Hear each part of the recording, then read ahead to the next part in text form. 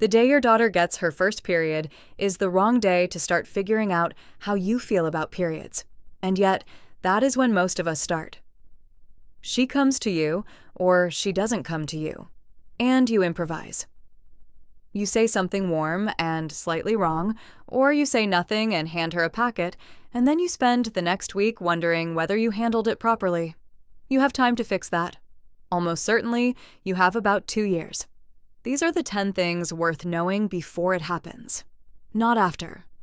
You don't have to be an expert, you have to be askable. You are not required to explain hormone cycles.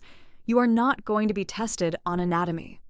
The only thing your child actually needs is the confidence that if she comes to you with something strange happening to her body, you will not laugh, panic, change the subject, or tell her to go ask her mother.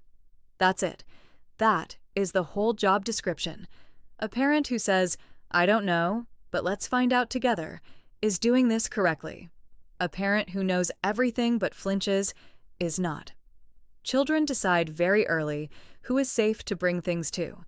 They are usually deciding it years before the thing they need to bring. You should see it coming. The first period should not arrive as a surprise to you. You will not know the week, but you can absolutely know the season. The most reliable signal is breast development. In most girls, a small, often tender bud forms under the nipple, sometimes on one side first, which is normal and worries a lot of parents unnecessarily. The first period typically follows somewhere between 2 and 3 years after that. Alongside it, you'll notice other markers: pubic and underarm hair, body odor changing, oilier skin or acne, and a growth spurt. In a growth spurt, hands and feet tend to grow first, which is why parents often notice shoe size jumping before anything else.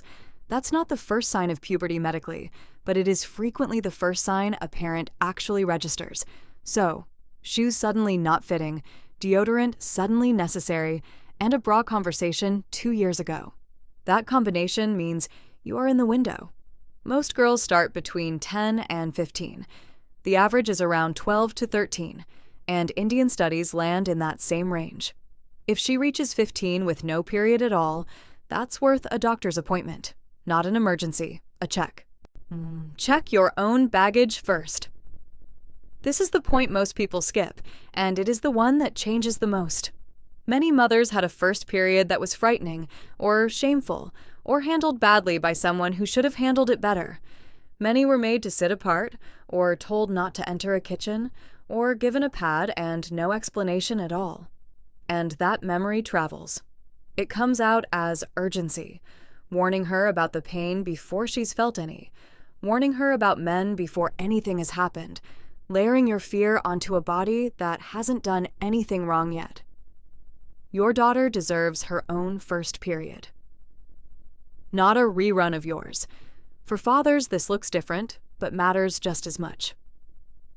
If periods were a joke in your school, or something you were taught to be squeamish about, that squeamishness is still in your face and your voice, and children read faces long before they read words. So do the unglamorous work first. Sit with what happened to you. Name it. Decide deliberately what you are going to pass on and what stops with you. It is not one big talk. It's 10 small ones. The reason the talk feels impossible is that we imagine it as one enormous conversation covering bleeding, pregnancy, and sex, delivered perfectly at the correct moment in a quiet room. That conversation does not exist. It never did. What actually works is much smaller and much easier. A pad on the shopping list, mentioned out loud. A comment while watching something on TV. A 5-minute answer to a 5-second question. 10 little exchanges spread over a year. Think about how you handled a loose tooth. There was blood. There was mild pain. There was something dangling out of your child's body. And you didn't panic. You said, "This is normal. This happens to everyone. Here's what to expect." And because you were calm, she was calm. Periods are the same category of event. Slightly messy, entirely expected, completely survivable. Your tone is the lesson, not your vocabulary. Stock the house before you need it. Practical and often forgotten. Before her first period, 3 things should already exist. 1. Pads in the house, in a place she knows about. Not hidden at the back of your own cupboard, somewhere she can reach without asking. Regular-sized sanitary pads with wings are the simplest starting point. 2. A school kit in her bag, packed before she needs it. 2 pads, 1 spare pair of underwear, and a small zip pouch. Pack it together, casually, months in advance. Do not make it a ceremony. 3. 1 sentence she has already heard from you. Something as plain as, "When it starts, just tell me, and we'll sort it out." Said once, months early, in an ordinary voice. That single sentence removes the hardest part of her first day, which is not the bleeding. It is working up the courage to tell you. She is not suddenly an adult. You're a woman now. It is meant kindly. It lands badly. An 11-year-old is not a woman.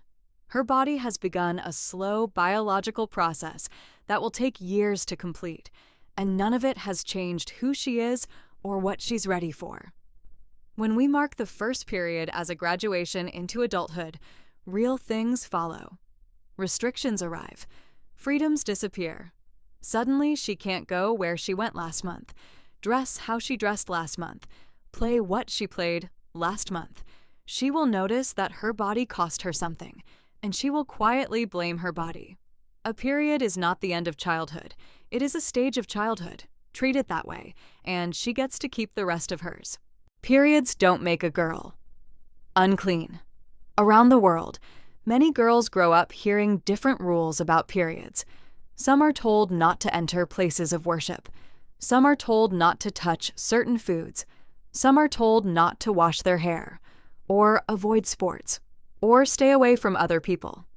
These rules may come from family traditions or cultural beliefs, but they are not based on medical evidence.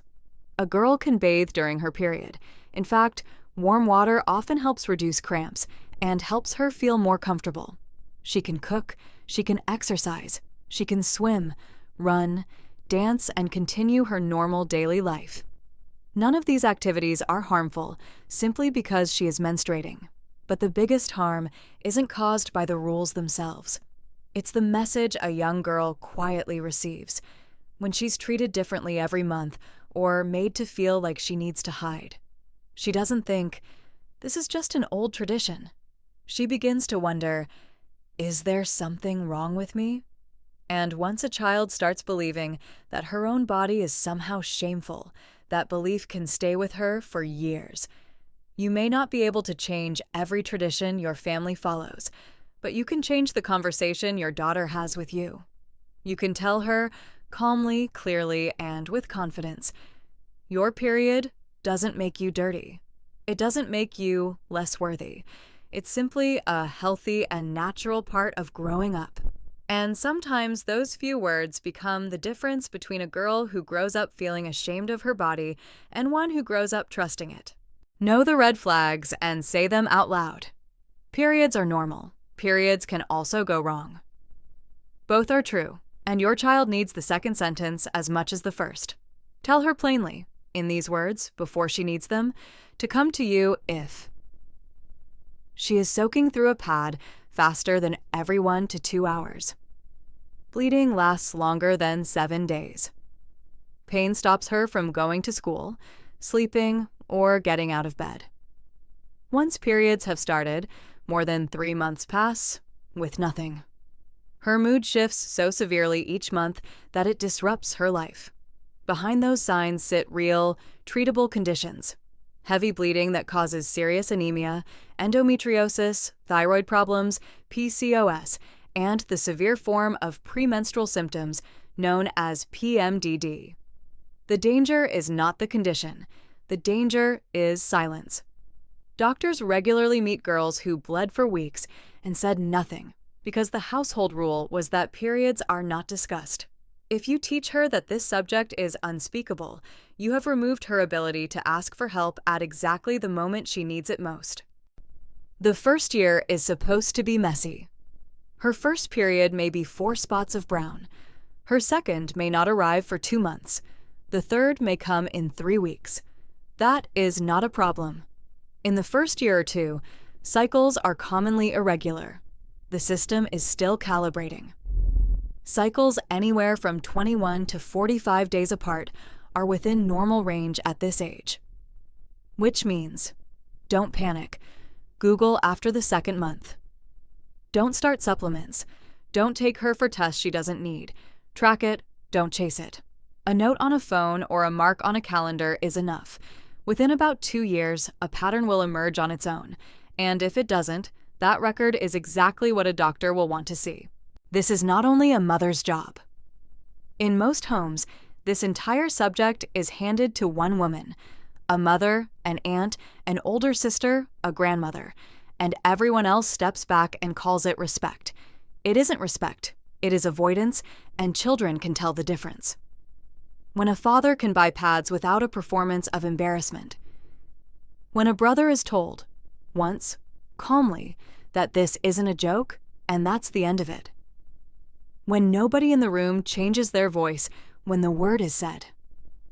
That is how a girl learns her body isn't a family secret, and here is the part worth sitting with.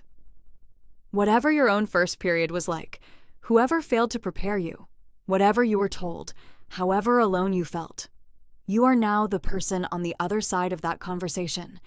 You get to end it here. Be the adult you needed. That's the whole thing.